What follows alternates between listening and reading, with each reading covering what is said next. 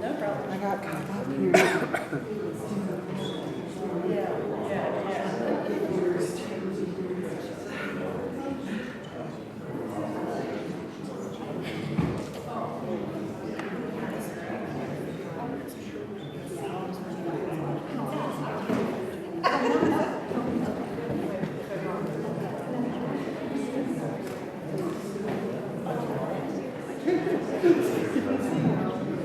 So hello guys.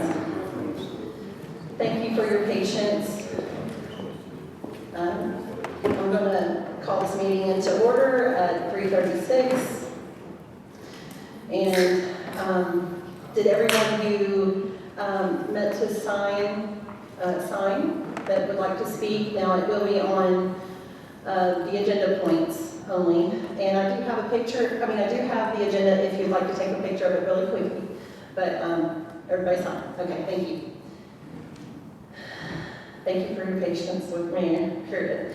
Mike, would you like to, I'm sorry, we need to also do a roll call real quick. So Erica Brammer. Mike Ryan.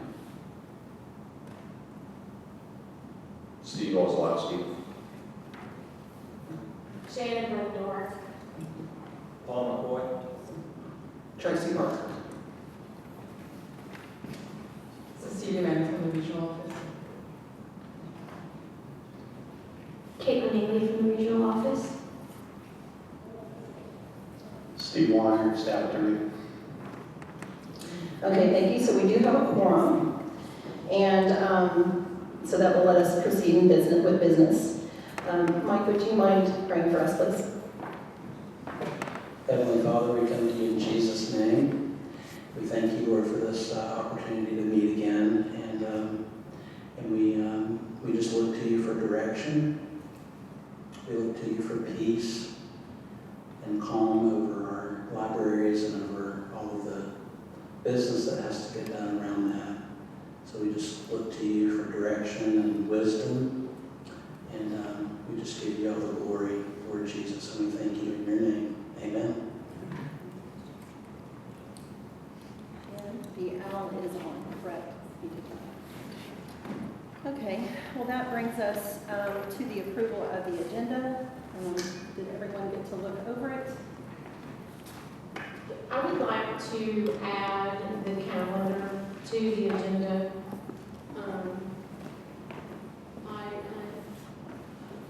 I guess we can put it in old business number B. We never voted on the calendar. I went back and watched the minutes. Well, I read the minutes and then I watched the video. And Larry withdrew his second on that. The only thing we voted on in the August 14th meeting was to move to cancel September 10th and have October 8th. And I would like to add that to back to the agenda so we can officially vote for it. Is that a motion? Yes, the motion. Second. All in favor, say aye. All opposed? So we can go ahead and put that, I was planning, just for the record, I was planning on addressing it, but that's fine, totally fine. Well, our bylaws say we have to vote on it. Okay, I did think it was, I see what you meant. Okay, yes, thank you. So, old business B, schedule. I do have it neatly printed out, so we will have it in writing at least too, so when we discuss that. So with the amended agenda, do you have a motion to accept it? Second. Okay. All those in favor say aye. Aye. Any opposed? All right, so that carries. All right. So that brings us to the approval of minutes. Erica, I noticed on the very first, under where it says invocation by Riley, it says Larry Parker instead of Larry Ian. Oh. Because when I read that on So, Larry, yes. It's funny because I noticed, so I will put that in here, and then also Erica Grammer is always such a troublesome name, but Erica with a K, but Grammar. It's spelled two different ways in here. So everywhere you see Erica Grammar, it should be ER, I believe. And grammar is spelled one way in the first main paragraph, and it's spelled differently later on. Yes. Where's, bring attention, where was that? So on this first big paragraph, it says Erica Grammar with the AR, and then when you go to the next paragraph, it says Erica Grammar with the ER, and there's an AR there. Yes, there are multiple ARs in here, so It should be ER. it should right? be Okay. ER, just for record's sake. Okay. I will, so if y'all will, I won't point out each one, I will get Fix that those. amended. Anything else that needed to be? And then my name is Mike Bryan, and so, and here's Ryan. Okay, that was the next thing, okay. Yeah. Okay. Anything else? I know, right? It is easier to notice the issues with each of our own. Is there any, so, with the amendments made, do I have a motion for that to be accepted, the minutes to be accepted? Do you have a second? All in favor say aye. Aye. Any opposed? Okay, so that carries. May I, a point of information, who's taking minutes? That's actually a good question, because it's normally Pam, and she's not here. Does anybody volunteer to take minutes? And I don't know those first and seconds, but they can be watched back through. We do, okay, thank you. So, Mike, yes, but it can be watched back. So, Mike. Thank you for asking that.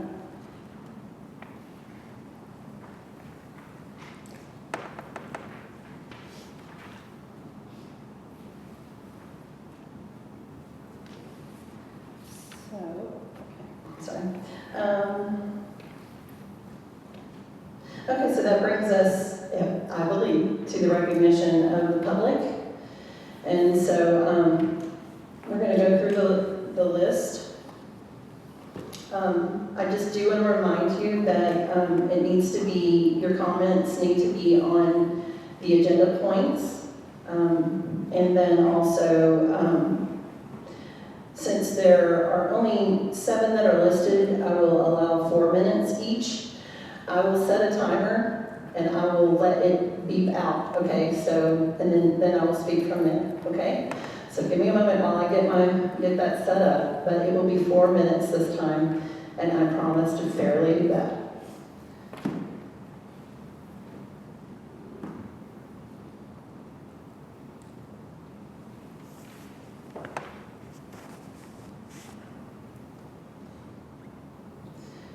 Okay. So, first on here is, and please forgive me if I say your name incorrectly, is it Colonel Don Schultz? Is that right? Yes, ma'am. And I need you to say your name and your street address, please. Okay, am I on? You got it. Oh, you know I'm Albert. I tell you what. Okay, my name is Don Scruggs. You can call me Don, or you can call me Colonel, it don't matter. Mr. Scruggs is my dad, so I always like to make that real clear. My dad's still living, and he has that honor only. And you can call me Don, or you can call me Colonel and say, hey, you would be fine too. I'm not here to talk about the books as we were last time. Y'all know where I feel about those books. I'm not going to worry about it tonight. Y'all don't know where I stand on it. But what I do want to talk about is something procedural, which should be always on the agenda.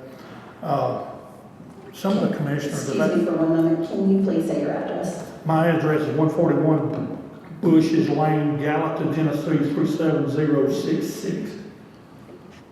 Anyway, to get back where I was at, some of the commissioners have asked me, because I have put in to be on the board, to be on this board, and some commissioners, and Mrs. Murdoch being one of them, has asked me to come and just be part of y'all and try to give y'all good advice and stuff from what I know. And then, of course, I'm an old man, I know a few things. But I'm here to do that. What I've asked to do, several commissioners did ask me to come. I noticed one thing that y'all do need help with is your decorum. Because last time I noticed everybody was making every kind of motion, every kind of thing. So I'm trained in Robert's rules, so I could actually be a help for y'all with that. I actually know how that operates, how a meeting actually operates. So I could help y'all with that. That's something I could help y'all with right off the bat. My ideas, I got good ideas that if I'm ever on the board. I want to go with law books and history, and I want to kind of beef up our history. So that's what I'm about, and I'm on. So, is there an agenda point that you're speaking on? Yes, it would be the quorum. It'd be the quorum, which should be always on the agenda. And that's what I'm here for. To tell you who I am, that I am planning on getting on board, and if you do need me to help you with your decorum, I'll be willing to do that. So, but like I say, y'all know where I stand on the books. I'm not going to waste a lot of time on the books. Y'all know where I'm at on that. But I'm gonna go ahead and give everybody else my time. But that's where I'm at. If y'all want me to help you with your meeting decorum, I'll be glad to. Because I'm trained to do that, and I'll be glad to help you with some better books and stuff for the library. But you already know where I stand on the books we talked about the other night. So I'm not going to waste time. I'm going to go ahead and give my time to somebody else. Thank you.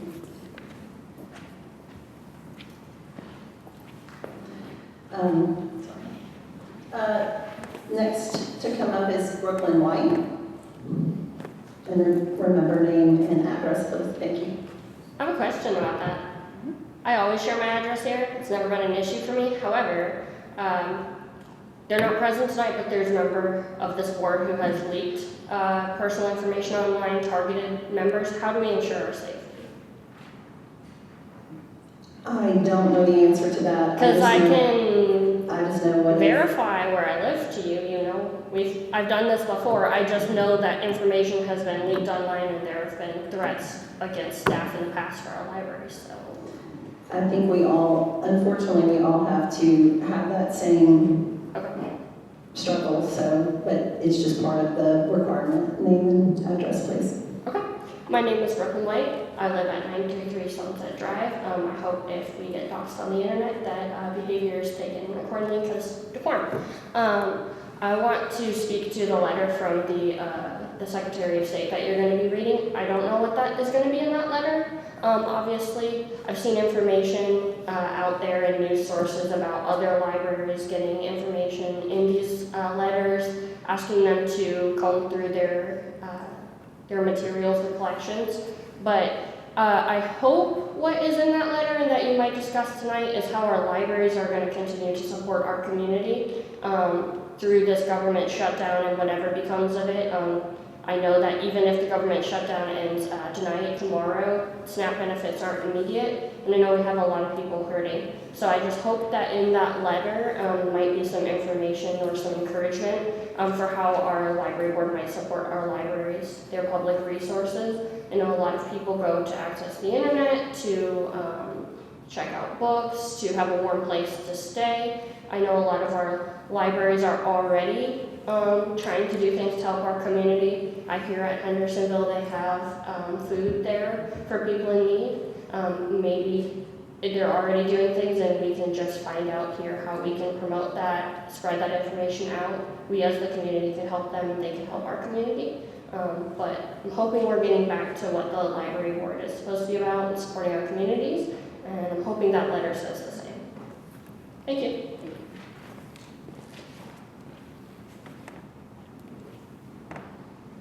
All right, next is Jesse McKinney.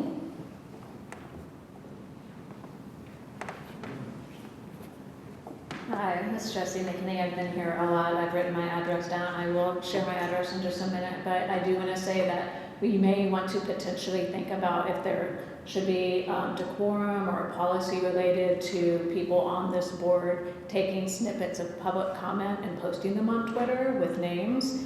that will definitely hinder free speech and hinder the ability for people to share their comments in a safe environment online. So I will state my address, but I also sure hope that something I say is not taken by one of you or maybe someone who's not here and posted on Twitter with my name. All right, so this is about the Trey Hargett letter that you're going to read. I saw a news article today from the Murfreesboro local paper that's associated with the Tennessean, and it's about that letter and how it was received by the Murfreesboro public libraries and their resulting actions. So I want to share with you a quote from that news article from Ken Paulson, the director of the National Free Speech Center at Middle Tennessee State University and former editor-in-chief of USA Today. He said this move clearly violates the First Amendment, and this is Trey Hargett directing the libraries to, I think, do some material reviews. Quote, "This is the most aggressive assault on the public library system that I have ever seen," Paulson stated, "and it's totally unjustified by President Trump's executive order or Tennessee's past legislation. The government pays lip service to age appropriateness, but Tennessee's pattern of conduct is not at all about age appropriateness. It's about idea appropriateness. And there is a concerted effort to hide ideas from young people. That is a violation of the First Amendment, and those who are promoting this overreach should be embarrassed.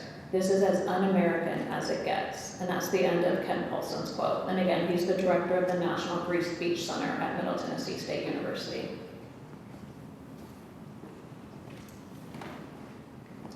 Joanna Daniels.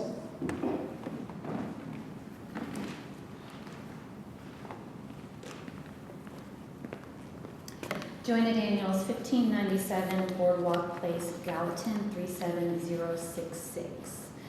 And, as far as anybody for decorum of public comments, I think that it should be known that if it is on public comment, then it is in the public already, and therefore anybody, anywhere can take a snippet and put it anywhere because it is a public comment and on a public server, and therefore if you don't want your name or anything said, then don't come in public comment. Decorum is very important, and I think that so far everyone is doing a great job of decorum on the library board, just because some people might simply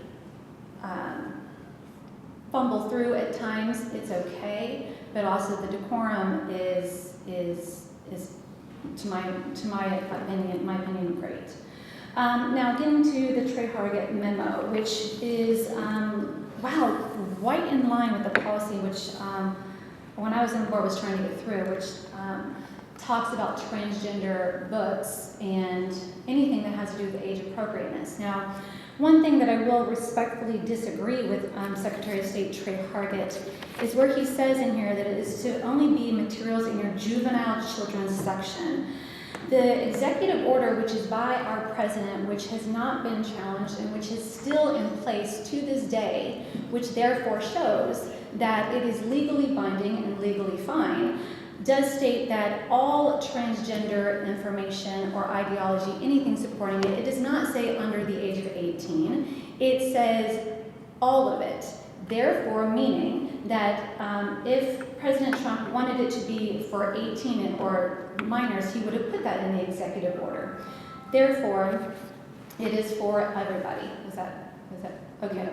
Okay. So, which is like the policy that was written, which, by the way, after the board meeting on October 30th, in a public setting, I was told by Commissioner Matt Schoaf that the law director here, Steve Weiner, and him were actually creating a policy that was to be presented by one of the new board members that would probably make everybody happy. And I want to say that that was said in front of about 20 people, which now makes sense why the policy was deferred on October 30th.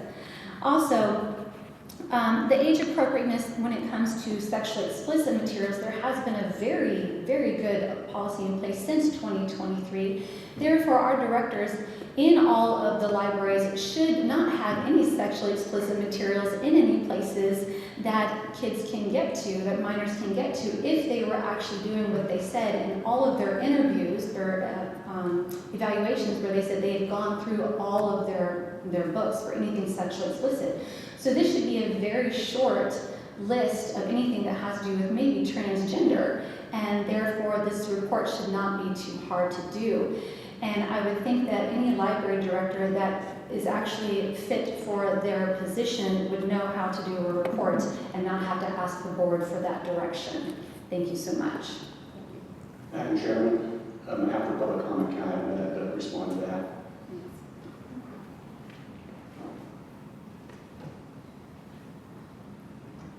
Jack Elston.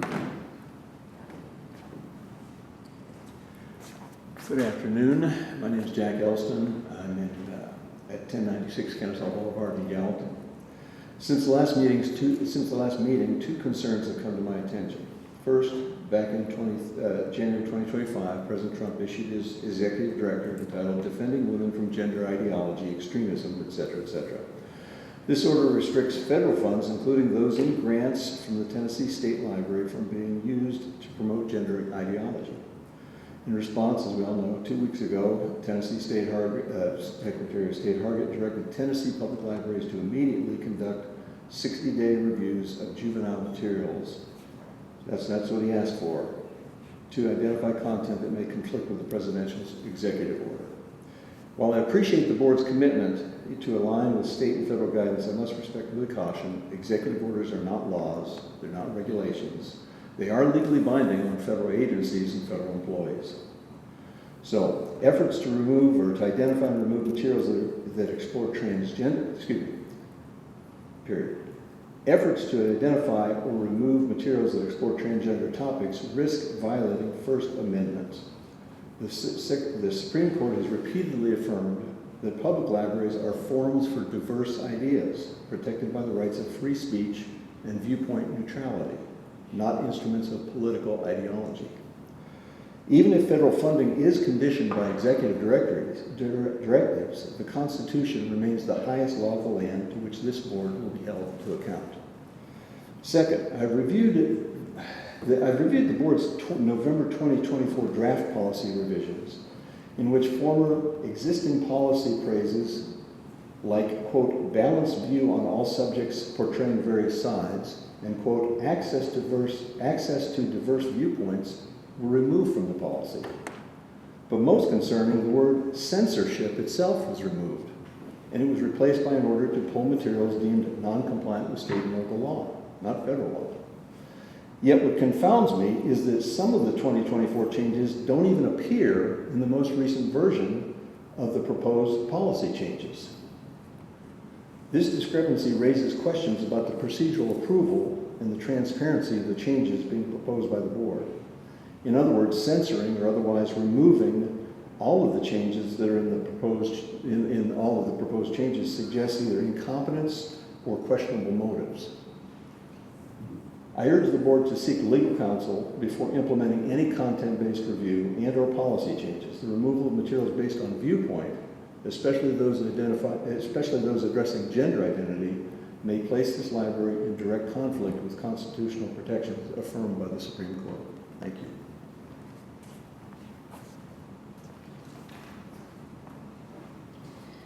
Kyle Newton. Thank you very much. Good to see you all again. I'll be speaking on the Trey Hargett. My name is Kyle Newton, 515 Douglas Lane, Gallatin, Tennessee, 37066. Again, I want to honor and thank you all for your service, really do. The more I get involved in local politics, which has really just recently been more in federal, I really understand the level of commitment you all have and the kind of pressure you're under, so thank you for your service, as I mentioned last time. And I just want to continue to reaffirm our desire about the policy and the substantiation parts that Trey put forth in his letter. I think that's very important. The main thing I wanted to say, and the same thing I said even at the last meeting, is that we really plan on being here for the long haul and supporting you all who want to stand for Sumner County values and Christian values. We all organized, decided whether we should put 100 people in the room or 10 people in the room today. We decided it only needed to be 10 because there wasn't anything significant on the agenda. But we will continue to bring the people out, make the voice known. We're working on strategies to really communicate to the public what's being voted here. and how those votes are in alignment with how you ran, the commitments you made to your constituents when you were elected, and the types of morals and things that you were standing upon. So working very hard in those lines.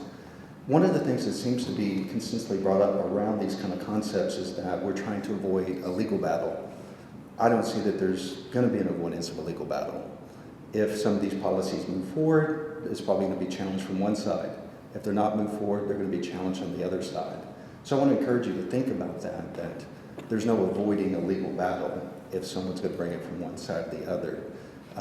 The conservatives have usually been very passive, very just take it on the chin and move on with their life. I think that season is over. I think a lot of us are getting very active and want to really keep Sumner County what it is. One of the things that's really interesting to me is to hear all the people moving from Connecticut, California, East Coast, West Coast, who said they went through a lot of hard work to find Sumner County and choose that as their home, to get away from some of the policies that were undermining their concerns about their libraries, school boards, all of those things. And I think it is our obligation to continue to make this the place that they want to call home. So appreciate you guys helping on that. Suzanne Thelen. Hello, Suzanne Thowen, 1424 Carter Rock Springs Drive here in Gallatin. I do want to clarify, I'm going to talk about the trade target memo as well. I do want to clarify that what we are discussing, what is being discussed in that email and the executive order from President Trump is not political. We are talking the true gender of people. We are talking about psychological, emotional, and physical issues. All right? This is not political. I am not a political person. I've never done anything like this. This is all the way to the core of our beings. That's how serious this is. And when, with the memo that says, you know, go and review your books for under 18, I think, in our library, I went to the library and I asked them, what ages do you consider young adults? And I got, well, we don't have a hard answer on that. There is no hard age range. You know, it can vary. And I'm sure that many of you can see a 15-year-old and not tell if that 15-year-old is 15 or 20. And there can be younger in there. I got this book out of the young adult section. It is a book about a girl changing gender to be a male so that she can swim. The drawing on the front shows two scars, deep, long scars from a mastectomy and another scar from a hysterectomy. So we are talking about some serious stuff in here. I'm not saying that it's graphic or pornographic in here. I'm saying this person is cutting off healthy body parts to become something that she was not born into. That is not politics. Let's see. Oh, and again, if you limit things just to under 18, who's writing these books? These are adults. They're adults writing these books. The thinking, the acting of adults pours into children. If you want to do this for yourself, for your children, for your other family members, do it on your own, not with our money, not with our children. Thank you very much. Thank you. Steve? I wanted to address a comment that was made by one of our public speakers this afternoon. I guess it reminds me of getting a telephone a little bit. When you tell someone one thing and it becomes something else further down the line. What I've discussed was simply an idea. There's no policy that I've written. I've not written a policy. It was an idea about how we can maybe satisfactorily resolve this issue to the satisfaction of most people. I don't have a policy written. It was an idea. It was an idea. I just wanted to clear that up, Madam Chairman. Thank you. Okay. Thank you to all who have made comments. I appreciate your, it takes guts to come up to the microphone, no matter what side we're on, no matter what we're talking about. So I do appreciate each of you who have shared, and I appreciate your care for the libraries and for our community. Okay, so that brings us to the report of the chairman, which is me, the new one here. I do want to first of all say I'm really, I've said it a couple times, but I am honored to be trusted in this spot. I do appreciate your patience with me as I'm in a very huge learning curve as I dive straight into. But I really want to do things well, and I want to do things fairly. And, you know, I want to bring up something, and it will sound like it's because of this, something that happened this week, but it's not. It's an observation I've had, and I did want to just kind of bring this into our report for a second. And that is, since I've been on for 2.25 years, so sitting in these spaces, I've had these concerns. And I just want to talk about it, and that is, I think there's been some disconnect in chain of command and things like that of how things function with the library board.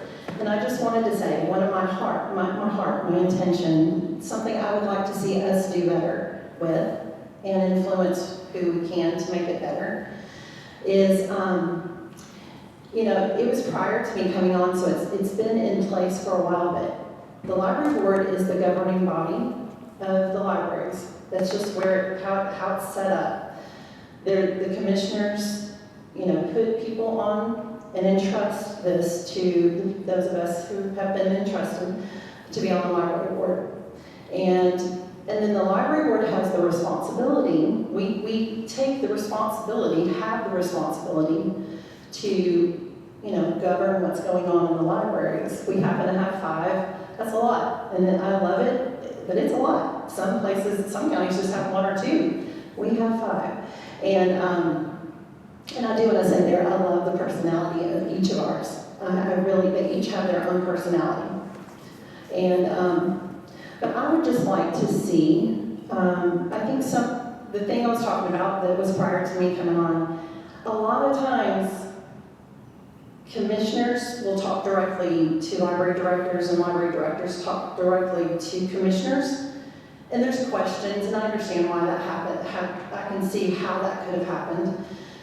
But the way that in our trainings to be this trustee spot that we're in, you will get to listen to that. You know, it's supposed to come through us in the big scheme of picture of that. Now there are some exceptions. Yes. They have a point of information, I think, about that happening.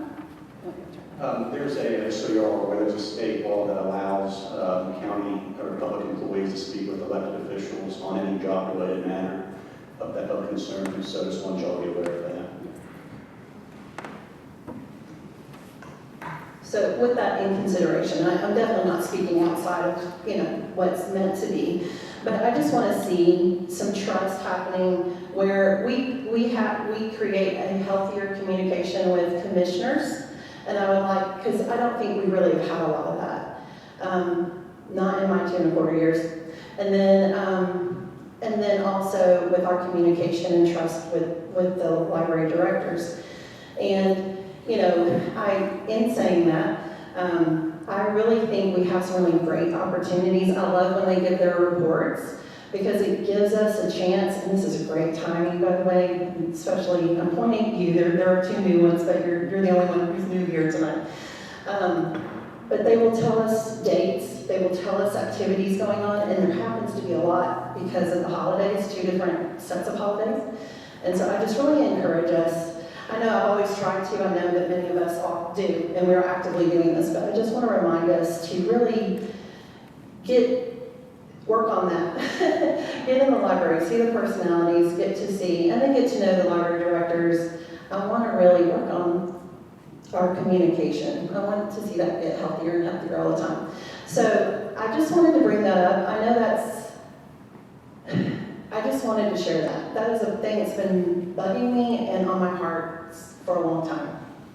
So not about this week, it just happens to be, okay? And then the other thing is, I want to just report about the MOE. We did all the voting and all that stuff on the MOE. Everything was signed and ready to hand in, except if you remember, Eric Stidler, he brought up that I needed to talk to finance. So I went and talked to finance on the 31st, which is the official deadline. And I got all the adjusted numbers and all the things. We had all the signatures. And I talked to Cecilia, and she said, you need to start over. So I need to start afresh on a piece of paper. And if and I had talked to her, I had it planned where I was gone for a week. So I'm back, and we are working that out. But just so I wanted to let you know, it's all in timely. One of the reasons they have the deadline, what they have it, is in case of this situation. I am going to be getting those signatures on the updated information again and signing it in. We've already voted on all that, but I just want to because, and I can even show you the document, but it's because I had to adjust numbers. And so for legality's sake, no. We did it right, and finance had communicated. Yes. Was it from where the city's donating the money? I actually don't know what adjusted the numbers. I met with someone in finance, and she said, here are this is what it's supposed to say. You'll share those with us? Yes, Okay, yes. I'm just curious. But I just wanted to be transparent in that you entrusted me to, I said, it's all signed, it's all done, and then get to go do that again. So just wanted to let you guys know. And then, but that will be done timely, and I'm in communication, and she's been like, So you can scan that and email it to us? yes, you'll get the new version of that. The numbers were actually lower, so it wasn't a big adjustment, and the numbers are just lower. Okay, and then that's actually it, because I was going to talk about schedules. We're going to have that as an official thing. So that's the end of my first official report. Thank you. All right, so that brings us to old business. So the first thing on old business is committees.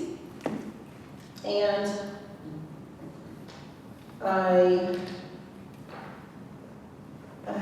from those of you who I received information from, not everybody did, but it's okay, and there are some slots, so you'll see. Before you do that, Mm-hmm. I would like, I guess somebody's gonna make a motion.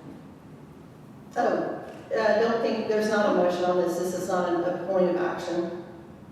Well, I would like to make a motion that we suspend committees until June, so that we can all work together as a board, so that we can maintain transparency.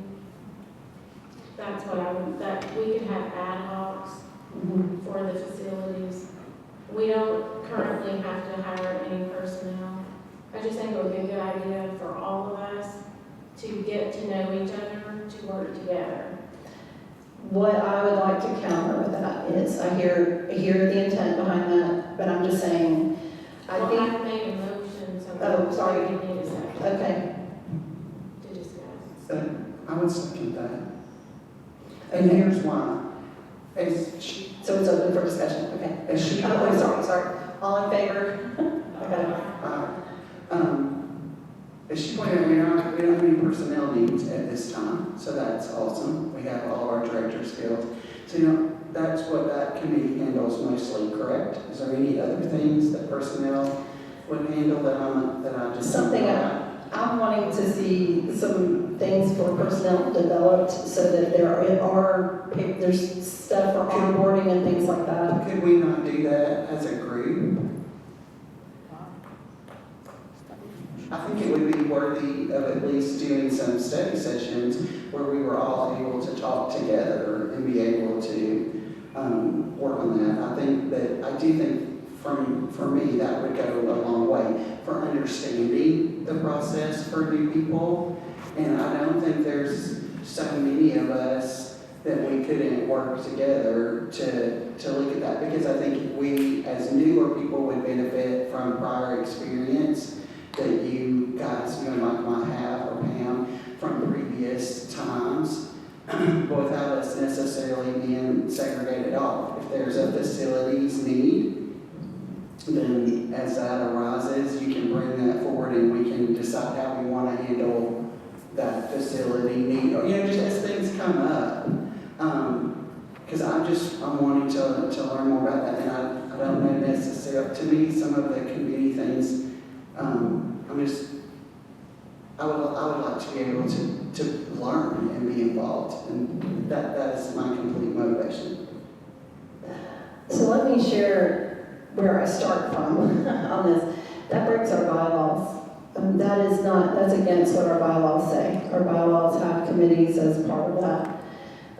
So I have a pretty hard feeling on fairness sake and what's in the bylaws and policies. We should have these 4 committees. It's all on all the committees, and then we have all the committees, and we're all on there. But the bylaws and policies say 3 to 5. And there's a reason why committees are created for things like this. It is so that, now I hear what you guys are saying, but there's a reason why the responsibilities are divided.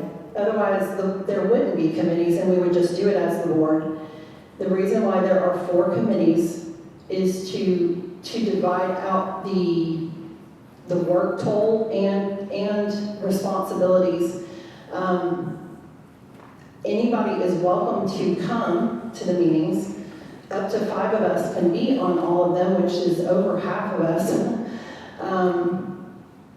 So I don't, it breaks, the reason, there's always a reason behind the design of things. And so it is meant to have the committees, it is meant to have the division of responsibility. The other thing is that, every one of us are welcome to come to these meetings. Y'all are welcome to come to the meetings because they are part of the public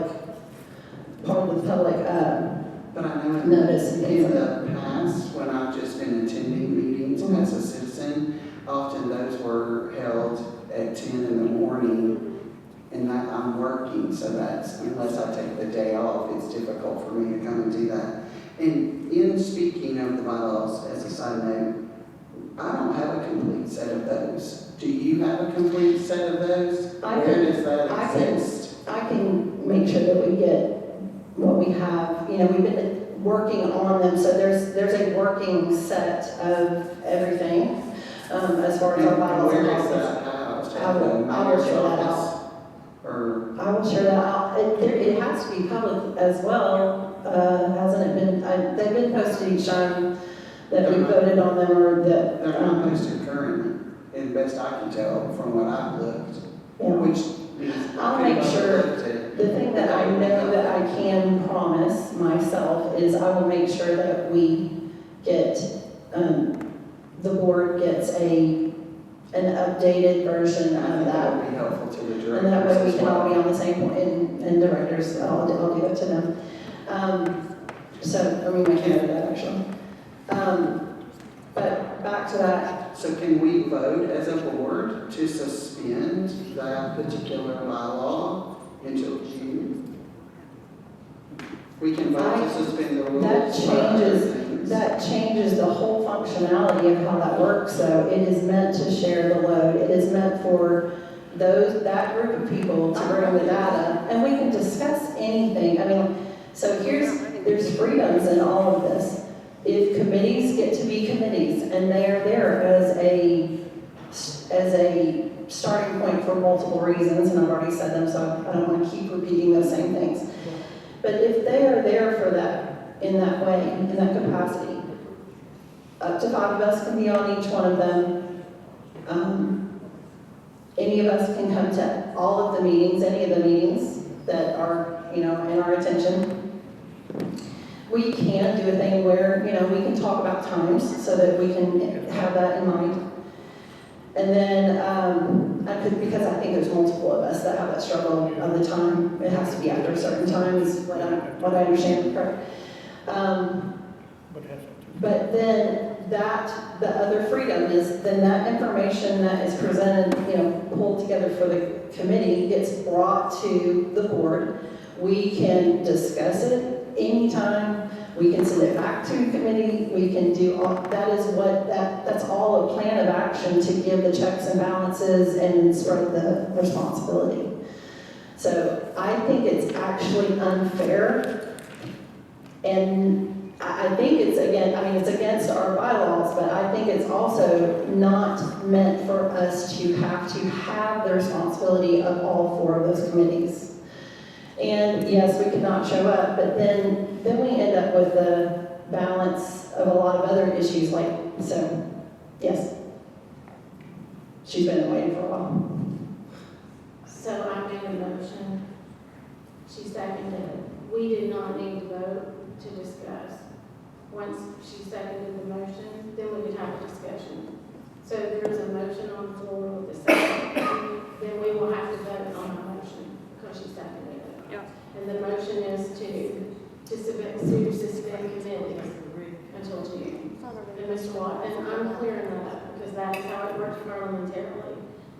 I will give up my opportunity to speak now. Thank you. Thank you, Ms. Berger. I think we're looking at 2 separate issues. We're looking at the legality of vote, and I think without figuring that out, we can't really speak to the merit of it, is how I'm seeing that. So, and I would need to consult, but I would motion to suspend rules to consult the law director on the legality of suspending the Article 7 in the bylaws around the library shall have 4 standing committees. Do I have a second? Second. It would take a 2/3 vote to suspend your bylaws, suspend the rules. There's 4 members present. 4 members is 2/3. So there's members present and voting. 2/3 of members present and voting. Yeah, so 4. And you can suspend it. 1, 2, 3, 4. Thank you. So, again, I wanted to clarify whether we have legality before going on merit, and I would like some discussion on it, just really quick. If anybody could kind of clarify, I know we have people who've been on board a lot longer than me, when the committees were working and maybe what brought about the reorganization of committees. Is it because we lost members?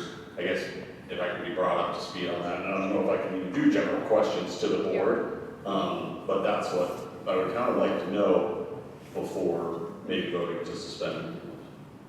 If that makes sense, what brought about the reorganization of the committees, I guess would be my question to the chair.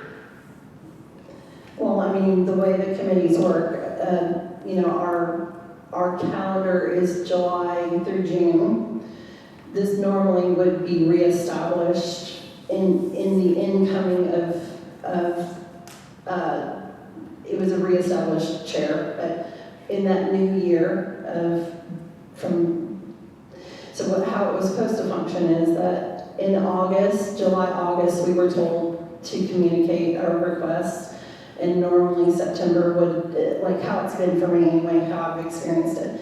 In September, they've been reworked and presented and accepted. So the reason why we're here is because we did not meet in September. We had a lot of things going on after meeting, the 4th time we got to meet officially with business and do business in October. And there was a changeover of the whole chair and all that stuff was going on. So then I reestablished, hey, tell me your preferences, and in consideration of that, I created the committees. Understood, thank you. And I think the big thing is that with a committee, you can it's a little bit leaner, it's a smaller group of people, and sometimes what we try to do, or what I've tried to do so far, is kind of inject myself where I have the most expertise so that I can help in that particular area, like writing of policies or whatever, which I've done, for years and years. So I think those things are also part of it, where you do have, like if we bring everything to the board and we have to deliberate all of these policies, it's going to bog things down. I think, this is just my opinion, but I think it can potentially bog things down where the board gets overwhelmed with, several issues from personnel that come up and several issues with, whatever all the committees are. And so I think that's part of it too. So it's like everybody on the board may not want to address every single topic that comes up. And I think it's wise to have sections of the board that, say, 3 or 4 people work on, and then they maybe spend 2 or 3 meetings taking care of an issue for the rest of, so the rest of the board doesn't have to,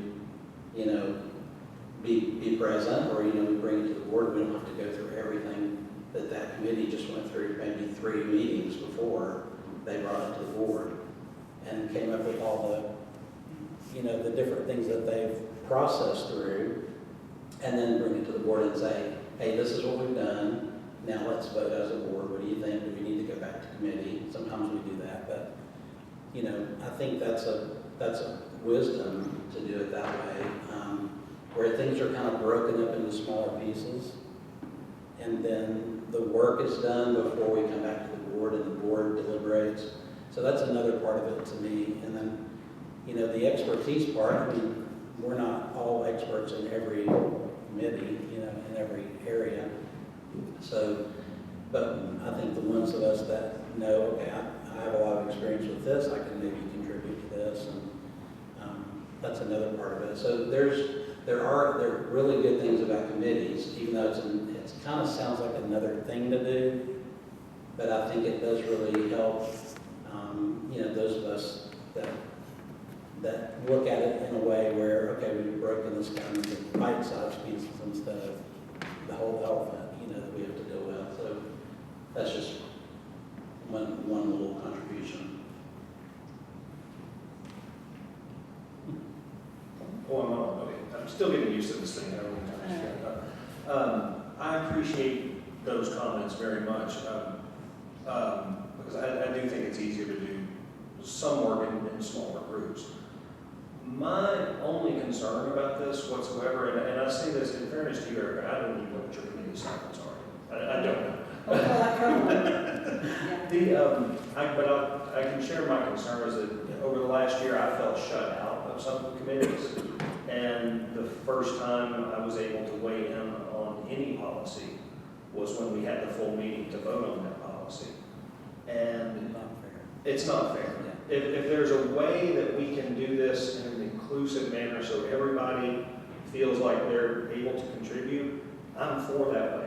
But I don't know what that is exactly. But if there's a way that we can, because I think this board can work together and do something, we can get past this logjam we seem to be in, but it's going to take every one of us in good faith doing it.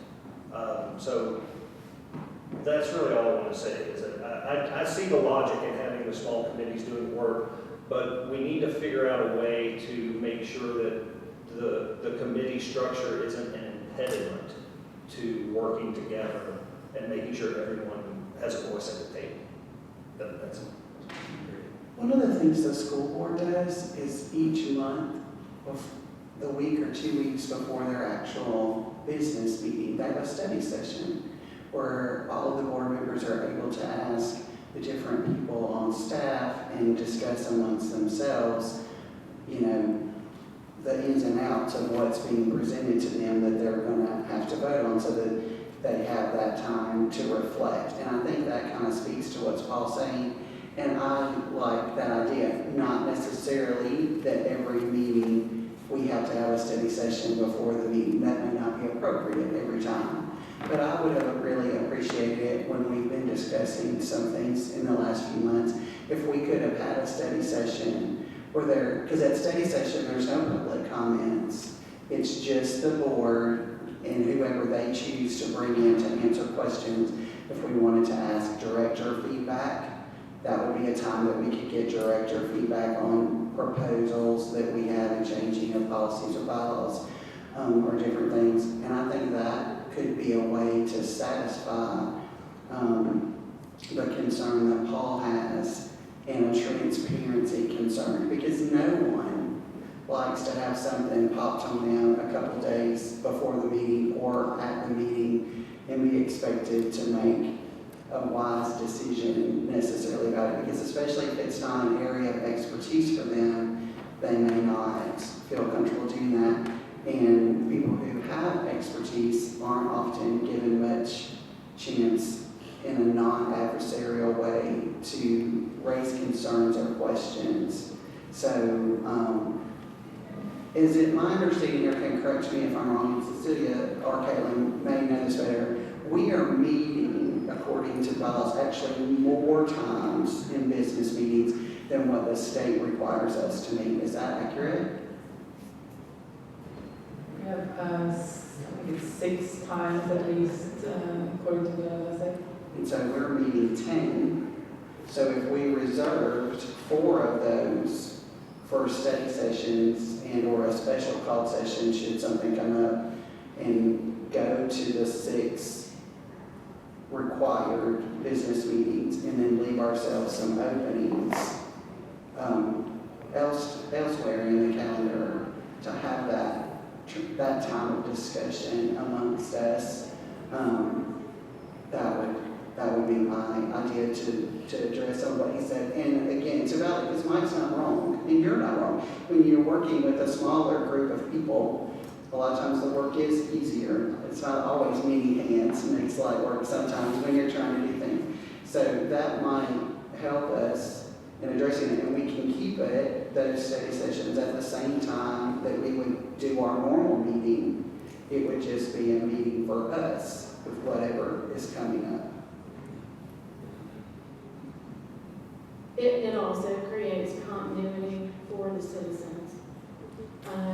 Having subcommittee meetings all over the calendar, all different times of the day, it's not, and we all have jobs, professional jobs that we do during the day as well. So I just think for 6 months, it won't hurt anything to try it. Nothing. And we have some huge things coming at us from the state that I think together as a united front we need to deal with, not separate. And a good example of this is when the personnel committee interviewed the library directors, none of that was recorded. I don't know what all went on in those interviews. I don't even know how much they were offered for their pay. That was never brought to the board.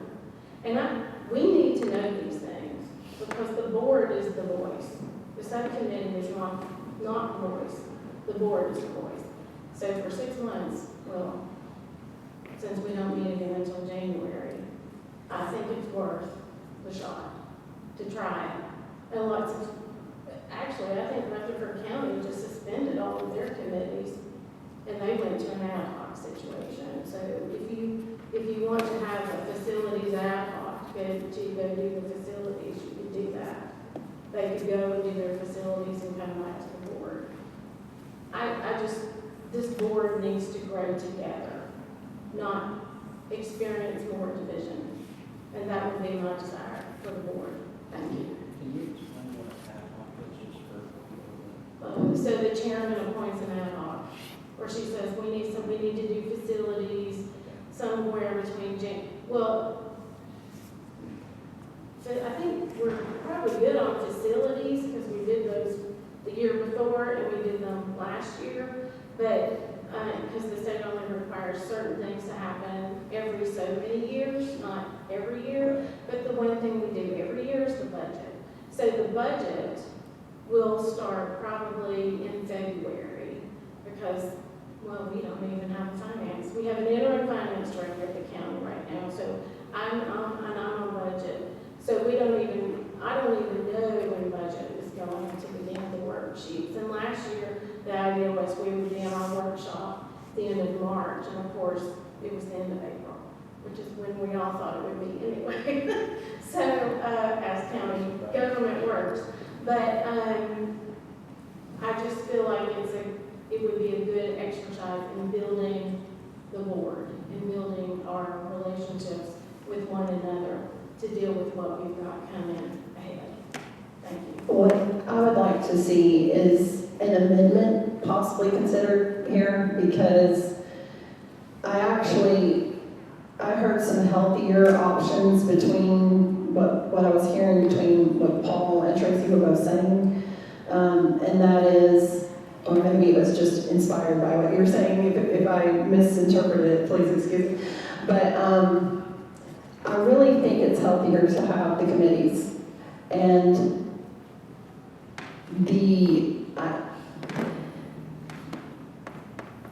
with the committees, you also already get the minutes from, so you can watch them or you can also see the review. But if there is the option for doing if there's multiple things that are being presented, maybe like in our packet, like our agenda packet, I would feel like it was healthier. I would be willing to even do the extra meeting if necessary of a study session to have discussion about the packet. But to me, there's healthiness in the committees. It lets people zone in on what those one or two areas are. I trust you guys who are on the other committees. Budget is not my thing. It never has been. I trust the people who that is their thing. And then I listen to their reports and I ask questions if I have questions. And then my vote will speak to what is going on with that. But I think the committees bring health. And I have, if I can, I need to ask you some direct questions. I'm going to ask you if you don't mind. Yes? Sorry, Paul. I'm talking to you, I'm sorry. So, Paul, just out of curiosity, when did you come on? Remind us when you came on. November of last year. Well, no, first meeting in January. Okay. And were you placed on? Put on the budget. Okay. And a lot of that was because they were already established and it was about filling in gaps at that point, right? Is that? I'm not sure why I was put on the budget. I budget, to quote you, that's not my area of expertise. I can read budgets and understand what they are, but my expertise is in, sorry, I'm not doing the thing. Thank you. Sorry. My expertise or my concerns that I had throughout the year were mainly over policy and personnel, and I did not have a voice in those committees. If I'd gone to the meetings, if I could have made the meetings when they were, I would have not been allowed to sit at the table, not been allowed to speak, not been allowed to provide any input.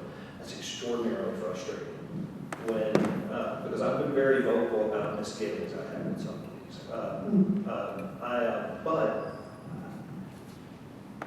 to quote what Commissioner Bergdorf was saying I think there is some potential for this board to really work together and assuage some of the concerns I have and some of the concerns others might have. But to do that, we've all got to be at the table and feel like we have buy-in on it. So that's my concern. Well, does that answer your question? Yes, and the cool thing is that everyone who is on this board is starting afresh with this slate. And there were quite a few of you who told me what your two preferences were, and there were slots for all of the above of the requests.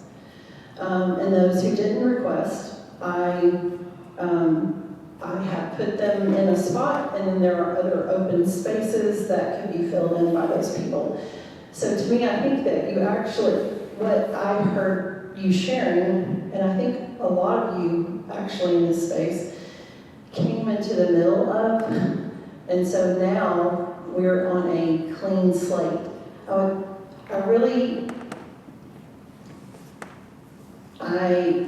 I think it's healthier to have the four and then go from there. At least look at the slate, because I gave people what they requested. I was able to put that, to work those out.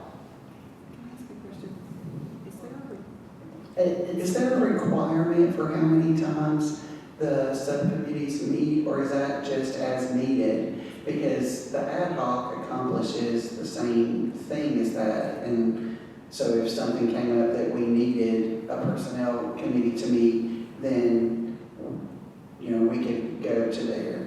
So I was just curious about that. And what I see is it gives solidarity and consistency to start off with the committee. To me, it sounds like we're rewriting a committee. It's just not wanting to go by that name. I know that our committees get to meet as needed. There's I'm sorry, I feel like I can't see you. There's like hotspot times when we're dealing with something where we might have to meet multiple times. And then there's times when we don't have to meet except every 3 months, or some, maybe only twice that year, like with facilities. That kind of stuff, there's not a requirement, it is as needed, but there is a consistency and a solid view of having your committee set. That's why it's set up that way in our bylaws and policies. It's not to be anything, it's meant to be, just give direction to. I want to call for a question.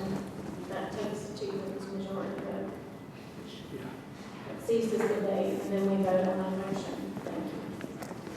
So no amendments to that? No motions for amendments? All right, well, can you read? Would there be any benefit to you telling us who the committees are and then letting that end the discussion? I think it would be helpful, but my work, we'll just leave it on the table, I guess. So can you please restate your motion? I'm calling the question. That means we vote Yes. to cease the debate. Can you restate your motion so that people know what they're voting for, please? We're voting on calling the question. We're voting to cease debate. So that's just a vote. So we have to vote on that, and then we. Okay, then yes. So do you have a second? Second. All in favor, say aye. All opposed, say no. Any abstentions? Okay, so that carries. So do you mind restating your motion before we vote? So my motion is to suspend committees through June. And we all work together as a board on everything. And that was seconded way long time ago. So all in favor say aye.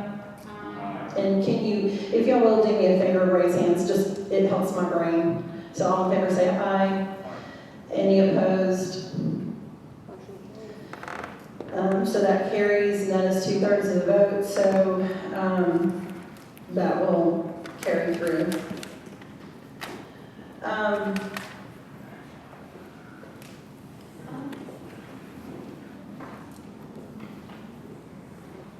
Okay, so I guess that brings us to letter B, which is schedule. And so it had discussed in August. You said it was not voted on? No, and I'll read the minutes. I feel like that helps. Sorry.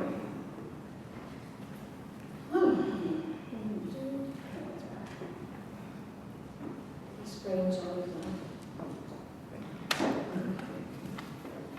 It said, dates for future meetings. Meeting occur on the second Wednesday of each month at 3:30, except for June and December, where no meeting occurs. Joanna Daniels requested the upcoming September meeting be moved to September 17th instead of September 10th due to being out of town. Larry Hinton initially motioned to approve, and his motion was withdrawn as Shannon Bergdorf motioned to cancel the meeting since some of the board members had signed up to attend a training session on September 10, 2025, and reconvene at the October 8, 2025 scheduled meeting. Larry Hinton then seconded the motion, and it passed. So what he seconded was the motion to cancel the September 10th meeting and come back again on October 8th, and then we did not have a vote on the calendar. And yes, on the video, it was at 1 hour and 40 minutes, if you want to go back and check it, so you don't have to watch everything. It was to cancel the September's motion passed. I can't even read mine. We did not vote on the calendar, but it's at 1 hour and 40 minutes on the August 14th meeting, if anybody wants to go back and watch the video. So I just think, to be clear, we need to vote because, Okay. yes. So, do I have a motion? Yes? I would like to make a motion to change the time to 4. Is that agreeable? Could that be discussed? I think for me, it would be easier to be here at 4. And I've heard a lot from public comments and just people in the community that 3:30 is hard for some of them to get here, picking up children and various things. And it's going to be a problem for somebody at 4, I get that, but I didn't know if that was agreeable to anybody else. If it's just me, then I'll deal with it. But if that would be agreeable to folks, I think 4 o'clock would be nice. So I have a question, and this is just what do I need to do here? Can I just present this and then we have a motion out there? Okay. Well, we can discuss Right. once it's seconded. Okay. Does that make sense? So I have presented this paper to you guys that says dates. I will call them out once we are in agreement. And so is there a motion to approve? Oh, a motion for discussion, sorry. We don't have to motion to discuss. Okay, that's what, okay, okay, that's where I was asking the question. Thank you for y'all's patience, because I am just trying to do it well. So I do have the listed ones. This is considering the second Wednesday of every month, yes? So I do have a question. Did you check the Sumner County school schedule for spring break? No, I have March not. 11th is spring break. I March just looked at it. 11th. Okay, so that's why we do this, because it does allow us to. Well, I don't Yes. even know when Easter So, is either. I don't think about those other dates, so for me, no, I have not checked anything extra. I was just going by the second Wednesday of every month, except for December and June. And the reason why it goes through July, this is just a FYI, but it's right, it's July through June is the way that we function our calendars, and so this is just the remainder of that. And then it goes through July so that at July it can be reestablished. Okay. So we probably do need to vote first on the time, would that be correct? So you would need to make Law a, director? so I'm sorry, staff attorney. you can make, so So you just need to make a motion, yes? Okay, and you actually, it sounded joking, but you seconded it as well. Okay, yes. She's like, seriously, second. All in favor of changing the time to 4 o'clock, say aye. And if y'all will help me with hands, it helps my brain. And so that was unanimous. Yes. I've done, if I hear dates and numbers and they're all, it's kind of Hey, that's right, got a bookmark for them. So at the bottom, you'll need to change that to 4 o'clock PM instead of 3:30. And my intention is to go ahead and communicate room 112 and unless needed. Point of information, I think the mayor's office puts those on the computer, so they'll take care of that. Make sure they've got the even months, because we had not been meeting on the even months, so they weren't showing up. And then do we want to consider changing the March 11th date? Yes, So either the week before or the week after. So let's look at when Easter is first. We need just a moment to look at holidays around there. The 29th is Palm Sunday, Okay. so the 5th of April is Easter. Okay, so the Board of Construction Appeals meets the third Wednesday in room 112. So, Which we can always, I talked to the mayor's office and they had just said, do you want me to preset a lot of this? And so, I mean, we can just know that that one's on in 112 and just make a different accommodation for that. So do we want, so in discussion's sake, do we want to go with March 18th and then we just work out the location? Typically on that. Okay. But I would prefer, if it's possible, the 25th, sorry. Not the 5th. Or the 4th, either of those, the second to the second and third week in March are I'm never on those weeks. I'm just not there.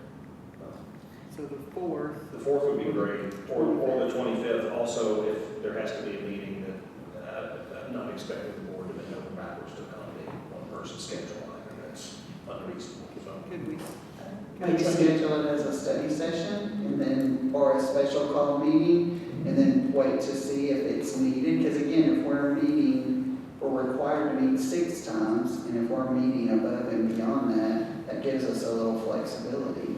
Yeah, but I do like to make sure we earmark that, so whether it's listed as a study session, that could be changed to a special call. I agree. Yes. Putting it on the calendar that we're meeting on whatever day. Okay, so I know the 25th would be better for me, but I'm open, I can do the 4th or the 25th. Is there a preference from anyone else? I would like the 4th, because the 25th puts us 2 weeks. Yeah. It's right before, yeah. I would like, it keeps us closer to a month apart. Yeah, I agree, because like this meeting, we just finished one and felt like, and then we kind of run into, so I agree with that. Is everybody in agreement of March 4th? I will make a motion that the March 11th meeting be moved to March 4th, 2026 at 4 p.m. in room 112, maybe, depending on availability. All right, so Tracy seconded that. All in favor, say aye with your hands and mouth. All right, it's unanimous. All right, so I will entertain a motion to approve, like Motion to approve. all the change amended things here. Okay. And there was a second? Yep. Okay, there were many seconds, so whoever you want to write down on that. All in favor, say aye. Aye. I think think that was unanimous. All right, okay, so the dates, I'm gonna just call out the dates that will help y'all for your scheduling purposes, and they will be posted, but this December will be off. January 14th, 2026, 4 o'clock. February 11th, 2026, 4 o'clock. March 4th at 4. April 8th at 4. May 13th at 4. June will be off. And then July 8th at 4. Okay, so that business is check mark and taken care of. May I would like to motion to take a 5-minute break, please. Yes, do I have a second? All in favor, say aye. Aye. Unanimous, let's take a 5-minute break. No. You're going. Thank you. Okay, so I'm calling us back into order, please.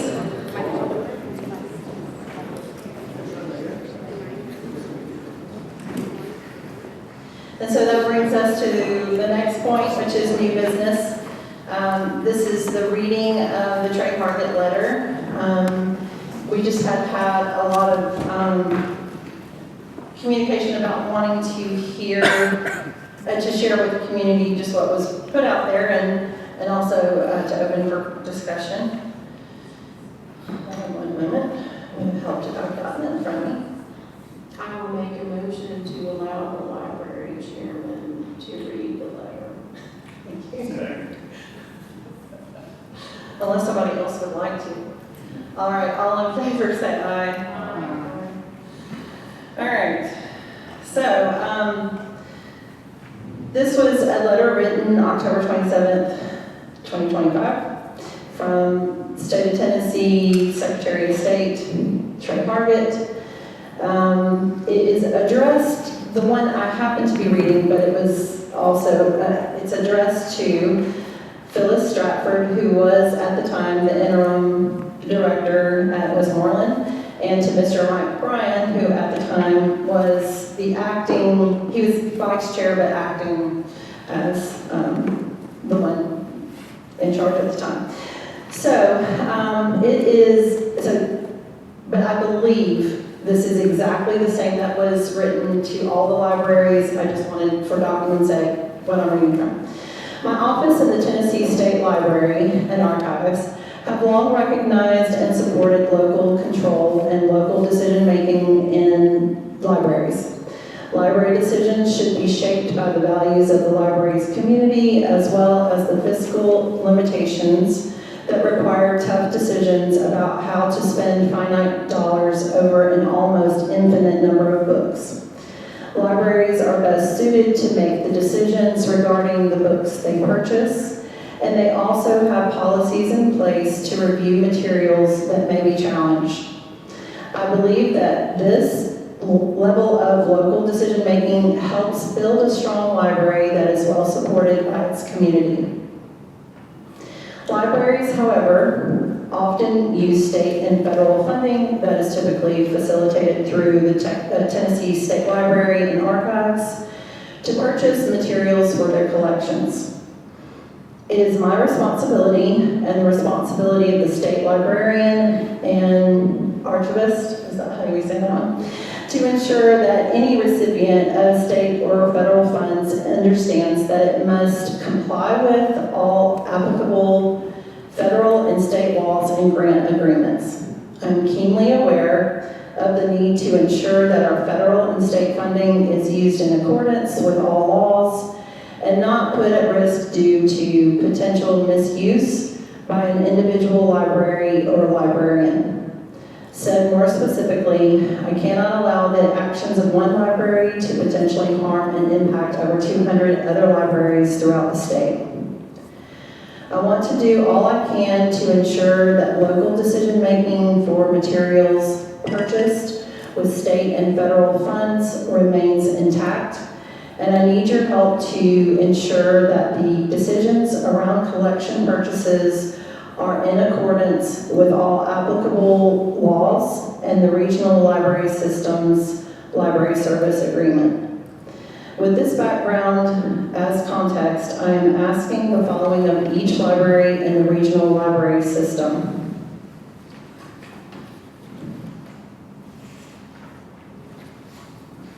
Number one, please undertake an immediate age appropriateness review over the next 60 days of all materials in your juvenile children's section. As part of this review, please identify any materials that may be inconsistent with Tennessee age appropriateness laws, in violation of any federal law, including President Trump's executive order, or otherwise contrary to any other applicable state or federal laws. A, under number one, the board of directors should be provided a report of the review from the library director. B, the board of directors should also internally initiate the reconsideration of materials process for any item it believes to be in violation of state or federal law.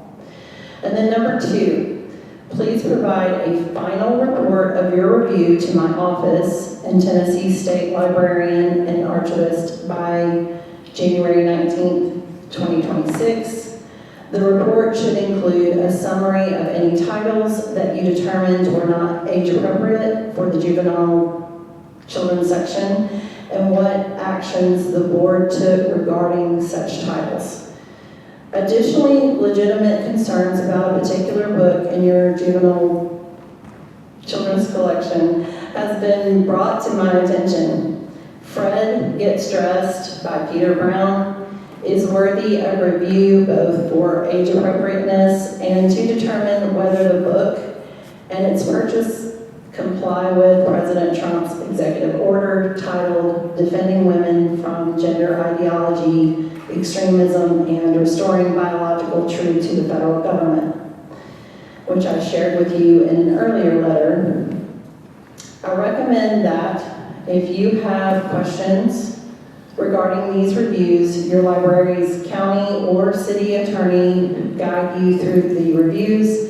I have asked our state librarian and archivist, Jamie Ritter, to reach out to you directly to help answer questions you may have and to clarify any aspect of your juvenile children's collection review. He will be in touch with you to schedule a time to discuss this. I want to thank you for your continued service. As I have said before, strong libraries are essential to strong communities. Thank you once again for the many ways you are serving your community. Sincerely, Trey Hargett, Secretary of State.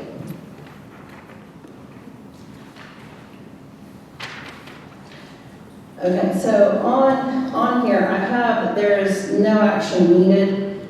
I just knew that there was a request for information's sake for that to be disclosed.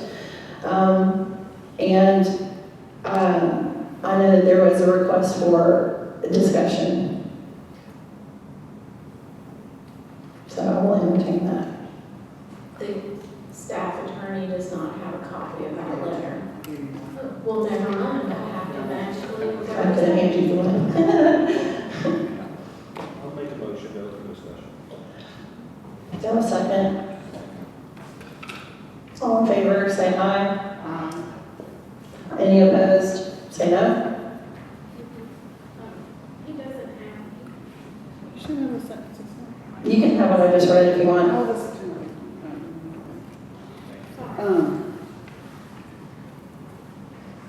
So it's open for discussion. My question on that very first paragraph, he says, using federal dollars to purchase materials for your collection. We need to have a point of information there.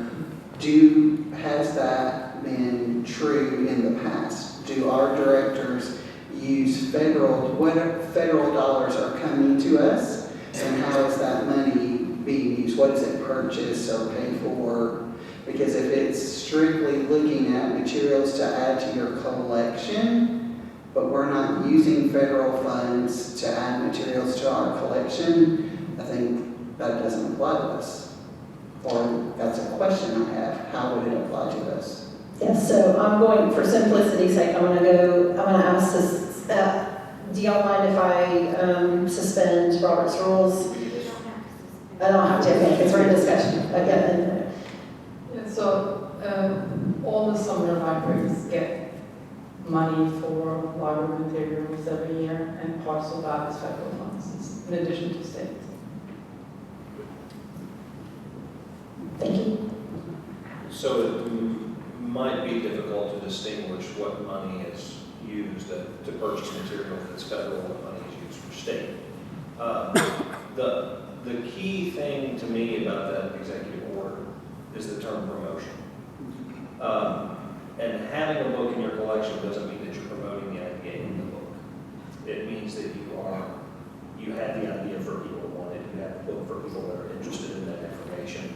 But unless the library has it on the shelf that says Sumner County Library recommends this book, it's not promotion, and therefore it doesn't violate that letter. I am concerned about some things, though. There are, one of the things that he's talking about is age appropriate. Our librarians have to do this review as ordered by the Secretary of State for age appropriate materials in the juvenile section of the library. What they don't have from us right now is guidance as to how to do that. There is a meeting coming up with the state librarian and archivist, Jamie Ritter, that we will hopefully enlighten us a little bit as to what kind of, like, what specifically to look for. My concern, because it's been on our policy radar for weeks and weeks and weeks and weeks, is that one of our 5 librarians will go through their collection and find, and the books that they pull will have to do with transgender identity, and that's it. That will be the only books they pull. If that is the case, that opens them up for a First Amendment concern. As one of the commenters pointed out, that the director of First Amendment Center in GSU said he was talking about this letter, that could be an issue. I think there may be a way for us to go forward with this, though, to protect the directors, protect the collection, and to be in compliance with all applicable federal, state, and local laws. There are some other libraries in Tennessee that have put together parental resource shelves that were sections that don't single out a particular topic, a particular people, but rather focus on topics that might need some guidance from a parent or guardian or adult. Some of those topics, I wrote down some, it's everything from adoption, behavior, bullying, death, medical issues, safety, moving, special needs. There's one library put it, special books for special times. These books are put in a place where adults have access to them and can find those books for their kids. And there are, in most of the libraries, these are still kept in the children's section, just on a higher shelf. I'm not particularly crazy about the idea. I'll be honest with you. I'm not crazy about this idea. But it presents an option that we may need to look at where we can come to a reasonable compromise about that issue and also meet these guidelines at the same time. I think it's worth exploring. It's one of the reasons I wanted all of us to work here, is we've all got to be at the table and talk about that. But I think we need to hear what the state archivist says, and then I think we probably need to come back together and start discussing direction. But in the meantime, we have to give the librarians some marching orders. That's got to come from the board. And what I'm seeing here, and we'll need to get this further from the state librarian, but it looks like it's just a general age appropriateness. And I think that can mean a lot of different things to a lot of librarians.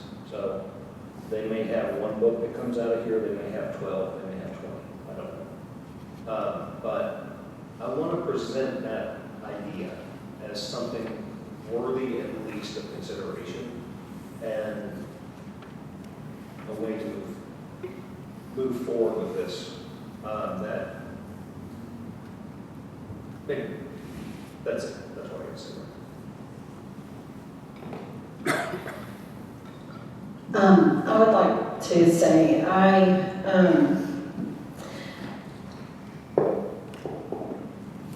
the way that I, when I read this, I'm sorry, I can't get words out.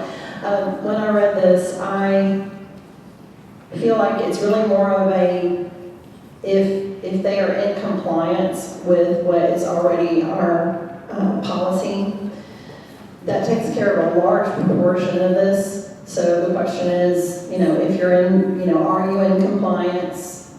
And if you're not, come into compliance, because that will answer to this and it answers to the policy that's already in place. In addition to, there are aspects that are brought up through the executive order that are not in our policy at this moment per se. But one of the reasons why I thought it would be a good idea, as many of you showed interest in just talking about this and bringing it to the public, my thing was I wanted to make sure that we communicated to the library directors that I can only imagine what it's like as a library director to get this from the state of Tennessee. The Secretary of State. This would feel very intimidating for me, though that is, they do work with them. So I wanted to make sure that we just said, we see this, we hear what they're saying. I know that a first impression could be a very, it could be freaked out in a sense of being very nervous and very anxious about this. When I read this, I hear, take this seriously, do the actions needed. For our county, there is a lot of direction already given through the policy for a large majority of this. And so I just wanted, I think that we need to speak, peace to them and a thing of, hey, if you're not in full compliance with this yet, come into compliance with this. And this tells what his direction is as to what their plan of action number 1 and number 2 over here is, and what the next step is. And then we are here if they have questions for specifics, or even the troubleshooting.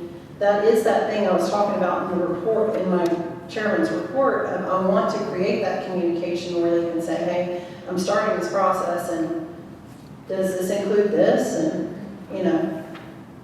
I don't even mean specific books. I mean like the concepts even as they're entering into it. I just don't want them feeling like they're alone. And I don't think that we have to give a lot of specific directions because each of the 5 are going to have different needs.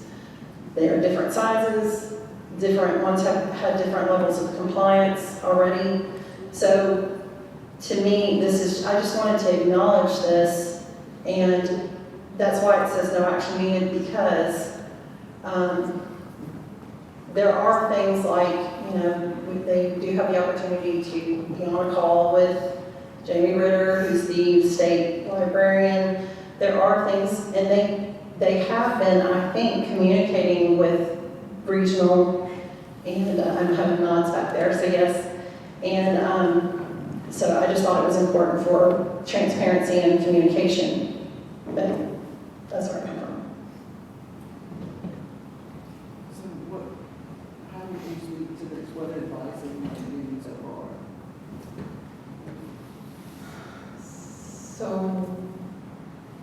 I have talked to all the directors about the letter, just to kind of go through some of the mechanics of it. So one thing that I attached in my report to you guys today was the template report to make sure that they have something to go from. And that is something we share with our libraries to make sure that, this is kind of what we're expecting. But I think part of it guess kind of what you already mentioned is you guys have a collection of policy that you follow already. So that's a big part of this. We also talked a little bit about the juvenile section. And for this report, we were talking about materials for children 12 and under. But we want to be as supportive as we can. But one thing that we have, and I know that you mentioned it already, that we are, there are meetings with Jamie Ritter, so he can talk more about this. I'm not going to be able to talk anything about any of the legal stuff in here. And I think the letter refers to it several times, so this is, go back to the county attorney and ask specific questions. But I know Jamie is happy to meet with you guys on Friday, and also he's made himself available for other meetings throughout the week. So I'm not going to be able to speak too much about it, but know that he's there for you guys and be as available as possible. And so are we.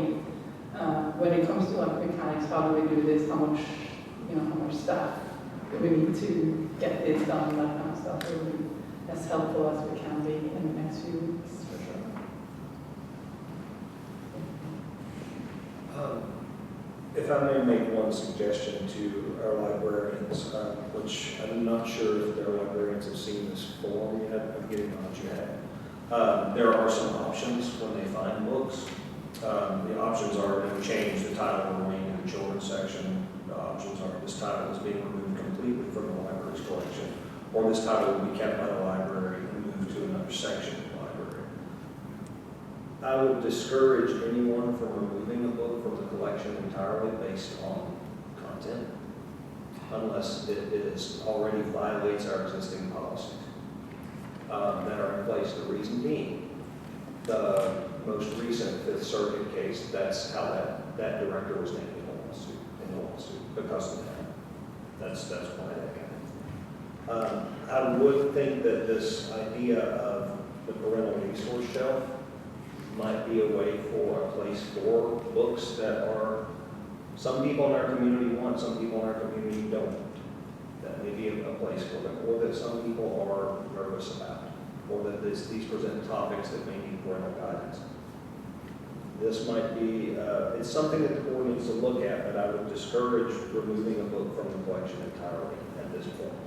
If you find something, I would say that move to another section of the library is a good starting spot.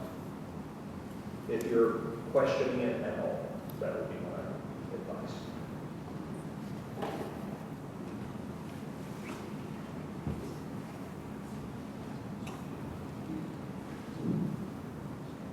All right, well, there's no action needed. I just wanted to make sure we had that communicated, and thank you for your comments, everyone. Okay, where are we? Okay, so that brings us to number 9 is the treasurer's report. Our treasurer is not present, so that will take us to there will be, I don't think there are any reports. There's not a personnel report that I'm aware of. There's not a facilities report that I'm aware of. So that brings us to the director reports. So Gabby, would you come and tell us what's going on here in your library?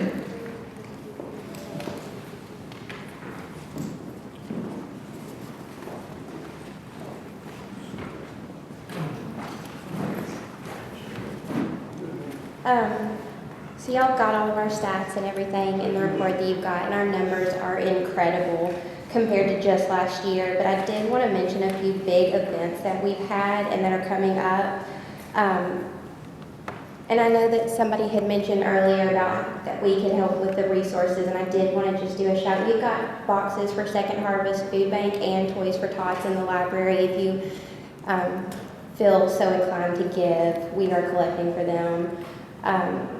We had Trick or Treat on the Square, which is an annual event that the City of Gallatin does in the downtown area, and all the businesses and organizations that are on the square give out treats, and we saw over 1,200 children, because that's how many we prepped for, and we ran out before 2 o'clock, and that's not even counting the adults, and we were just really proud that we got to see, we had more library cards made that day. It just really let people see our staff and how wonderful they are. We had an art exhibition for the students at Ball State that they have agreed that we're going to turn into an annual event. We had 44 pieces of art from 23 different artists that attend Ball State, and it was some of their first public presentations of their art, and watching them bring their families and friends through and get to show off in the library, and people who've never been in the library got to see us show off, was just a really neat opportunity. So we look forward to doing that again next year.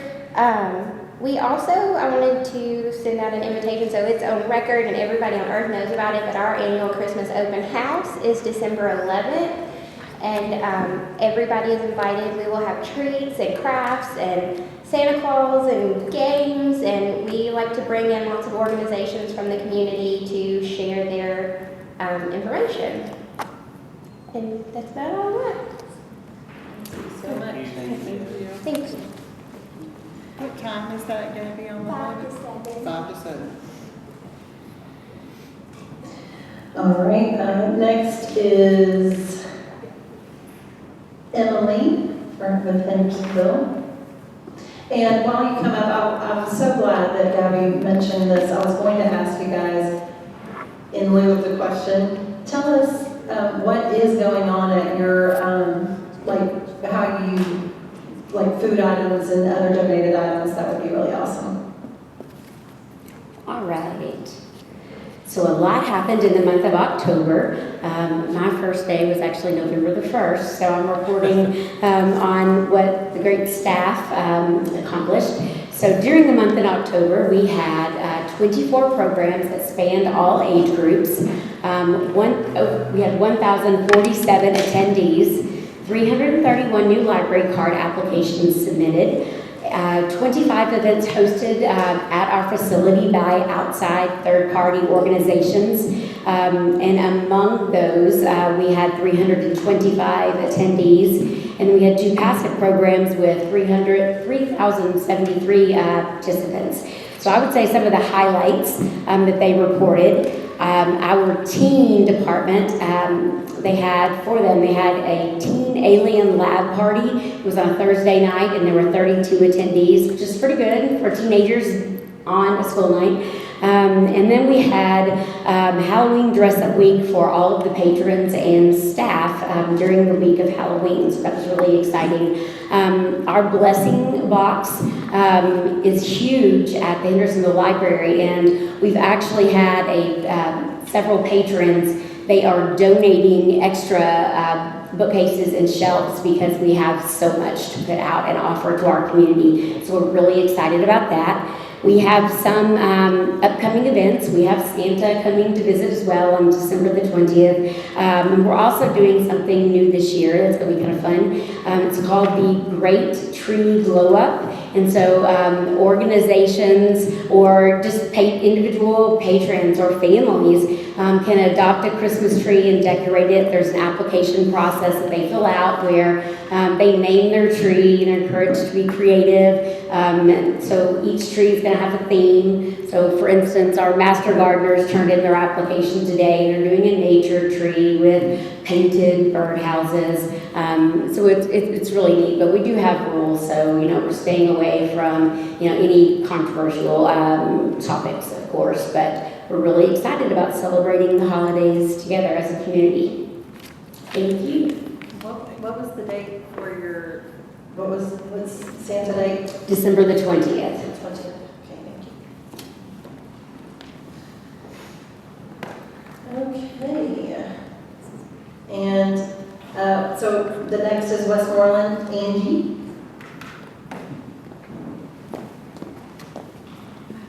Good evening. I know you also have our monthly report, but I do want to also summarize some of the highlights we did for October.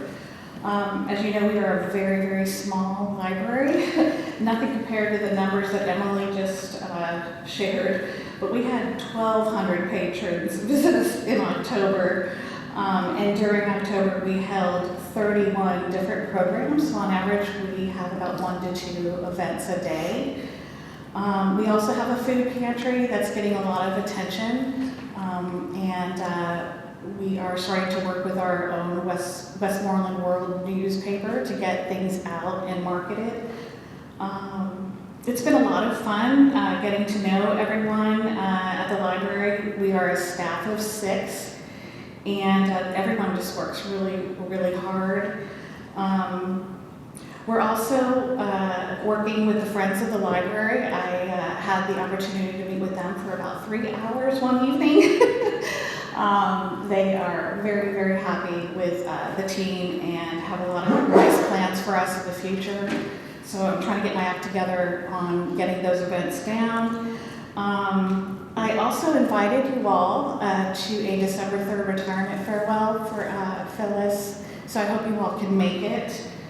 I sent that invitation to you this morning, so you might want to check your email. I know you guys are very busy. On December 13th, we're also having a story time with Santa and Mrs. Claus. The mayor and vice mayor and our own Commissioner Moss will be there as well. And if you'd like to attend, that's announced on our Facebook. What time is that, Angel? The story time with Santa, 11.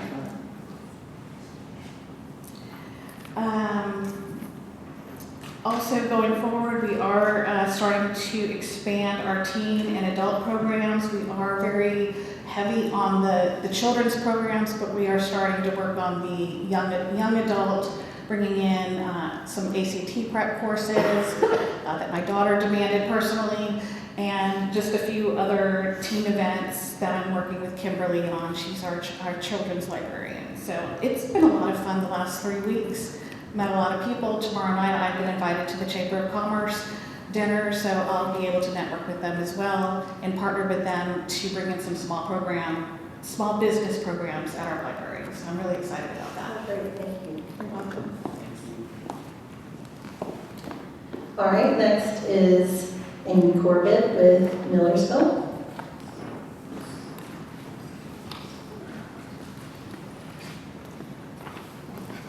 Hi. You know how I like my graphs, and it breaks down all the raw data that's on the second half of the packet. The printing was a little bit weird, so some pages are colored, some pages are not. I don't know, I'm gonna blame David Draper and IT for that. I did finger flub on our new borrowers, and I changed it with pen. It's 37, not 3. We're just doing really great things. We had our first book club, and it was a great success. They're already talking and they're going to do a present exchange, and in December, they're very excited, so I'm glad that we were able to do that. We were able to participate in the Trail of Treats for the city of Millersville, and we won Best Decorated Table. And we got a neat little award, so it's on the fridge now, you know. And also any colorings that we find in the library go up on the fridge too. Let's see here. We have so much going on, and it never feels like there's actually enough time to go through everything. We're right on track for our budget. We're doing a lot of stuff. And we have, okay, feelings, conceal, don't feel.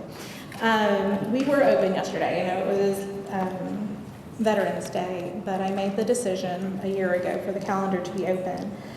And the first patron through our door said, "Thank you so much for being open today. Everywhere else I could go was closed." And then he sat and read a book for several hours. We had one of our patrons who came in 5 minutes before close on Saturday saying, "I need to apply for this job." I am so sorry, our computers are off. We're closing in 5 minutes. You can go down to the Goodlettsville Library. They might be able to assist you. Otherwise, we will be open on Tuesday. She came and she was able to apply for her job. And that's what Millersville is. We're open when other people aren't to help the people in our community. There's not much in Millersville, but what we do have, we're proud of, and we try to make it great. We got a new blessing box. It looks like a little house. It's adorable. It holds a lot more food. I love how Gabby is able to partner with the food bank. I made a conscious decision not to do that. So any food donations that come in go directly back out to our community. A lot of our community is limited with access for vehicles. We live in a food desert. And so I made the decision that anything donated goes directly back to our citizens in our community. We have also been posting community resources on our Facebook page. We have accumulated a binder in the library for people that don't have internet outside of the library to access the resources. I've run and done diaper runs up to the Dollar General. It's what you do in a small community. We don't have a grocery store. We have a Dollar General, but it's inaccessible if you don't have a car. We have a stoplight though. We might get a second one, that's really exciting.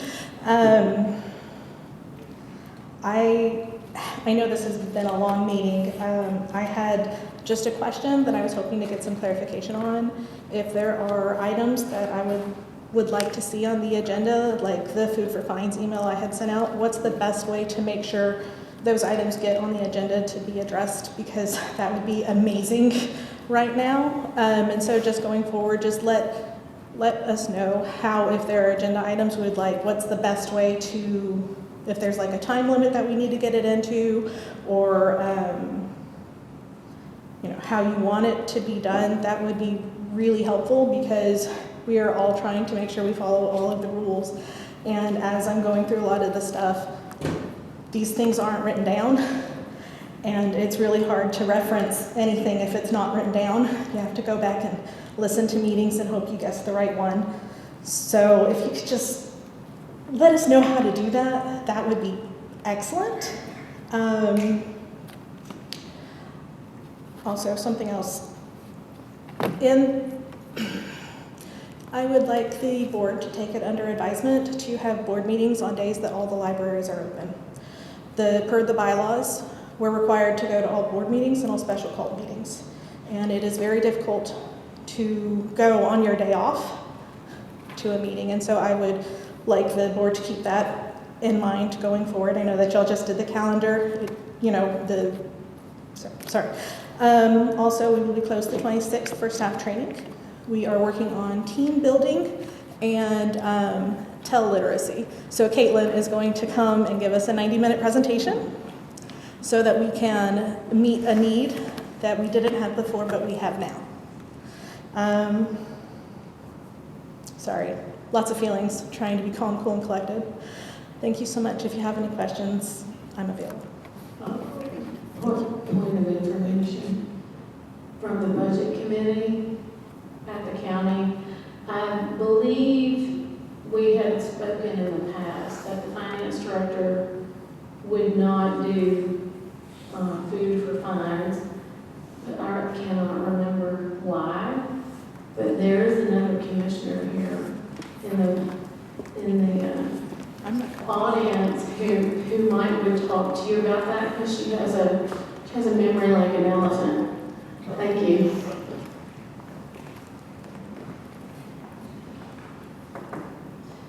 Okay, and next is Anita with Portland. I think they always put me last because I'm so short speaking and everything. It's like, I keep it really short and everything. October the 25th, we had our big, huge spooktacular. It's our 4th annual. Our staff does an amazing job. Dorothy especially comes up with the idea of the little maze that they go through in the community room. And I did some pictures on the one that I handed out to you guys today of all of the people that we had to come through. We literally were over 300 people this year. The first year we did it was 100, last year was 200, we're at 300, next year will be 400, I guess, I don't know. But yeah, we just had an amazing job, all the staff, I had all of them working that day, and they were really busy, so yeah. Our programs for October, we had 30 programs total for October. We had 990 attendees. Now that does include our spectacular thing, but next year we're definitely going to be over the 1,000 mark, so that's our goal. Total circulation for October, we had 9,626. I don't know why we didn't hit that 10,000 on that too, but that's what it was. Our financial statement for October for the first 4 months of this fiscal year, we're at 30%, which is right on track for that also. We actually have a food cart, we have a vegetable cart that we use throughout the summer. So if you have extra vegetables at home, instead of them going to waste, you bring them in and we just, share them. We've turned that into a food cart now. One of our staff members actually brought in an amazing idea the other day. She brought in large plastic bags with a complete meal inside. So it was all the container, all the boxes, all the whatever they needed, and it was a complete meal. She brought in like 5. Within the first 3 hours, they were gone. So, I mean, it's definitely a huge need in our communities, and it's in everybody's community right now. Also want to give a shout out to Miss Tracy and also Miss Erica for coming by and stopping by our library this month and everything. You both noticed we had our silent auction going on. Our Friends of the Library silent auction actually ends on Saturday. And it's an amazing job. A lot of our items are getting high bids and everything. So that's going to be one of our best fundraisers, or Friends fundraisers for this year and everything. Yeah. And that's it for me. All right. Thank you.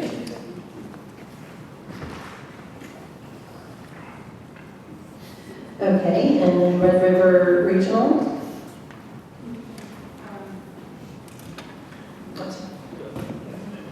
Okay.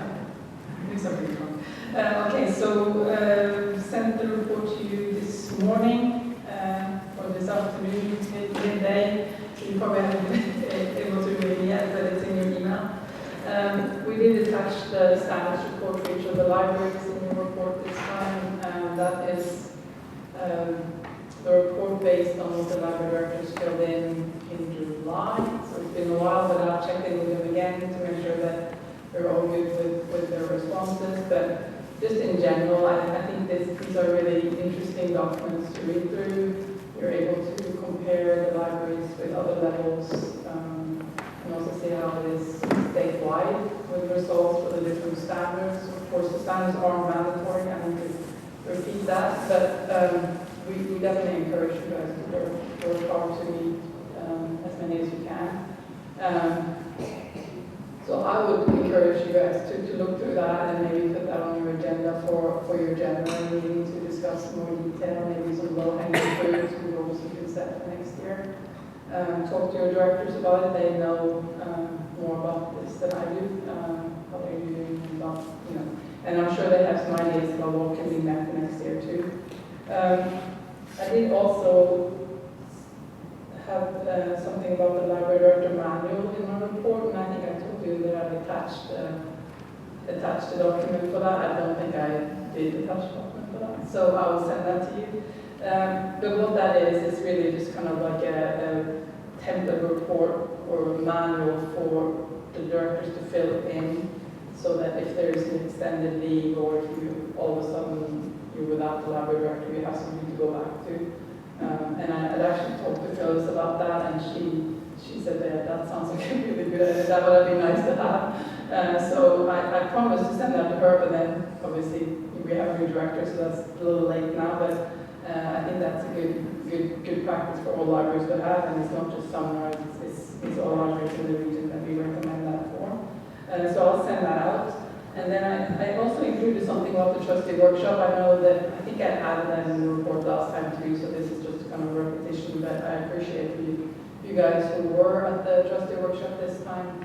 We did discuss several things, so I added that in the report that I sent to you too, but we talked about the salary survey, talked about revised standards.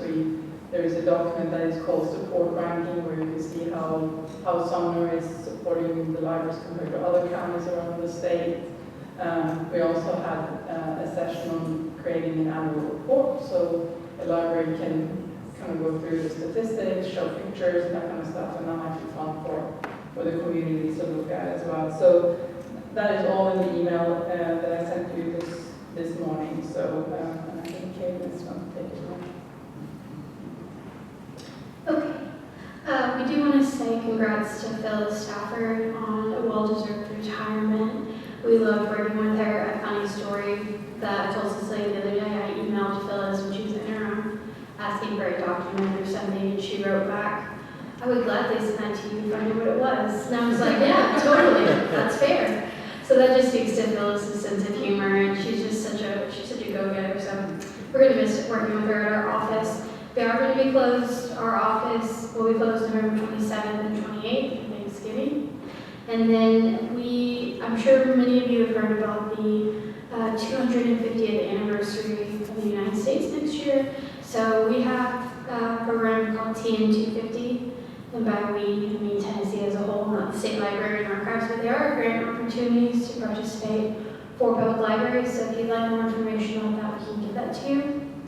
And then we do have on our report just a table of things coming up that might be of interest. Something specifically that we're having at our office is about change management. That's on November 25th. I've let the directors know about it, and trustees are always welcome as well to attend.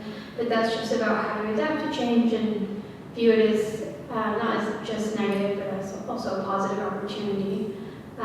So I think that'll be really good. Speaking of training, we do have some certificates for library staff members in the libraries, public libraries here.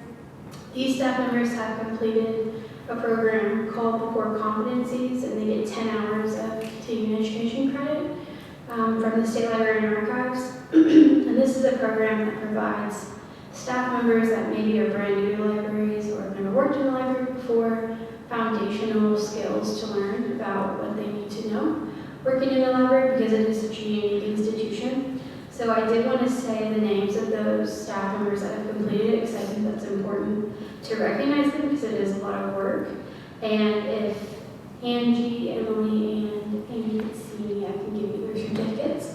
But from Westmoreland, Jessica Flowers and Lori Shaw have completed it. From Hendersonville, Kyle Brown. And from Millersville, James Hulsey. So they get a certificate, but they also get a very fancy pin that says Certified Public Library Staff and has a State Library and Archives logo. So I just wanted to say their names for the record. And that's all we got. Thank you. Thank you for all those awesome reports. And then I think that brings us to that motion. He wasn't on the mic, but he made a motion that we adjourn. I make a motion, All in favor, say aye. Aye. Thank you, guys.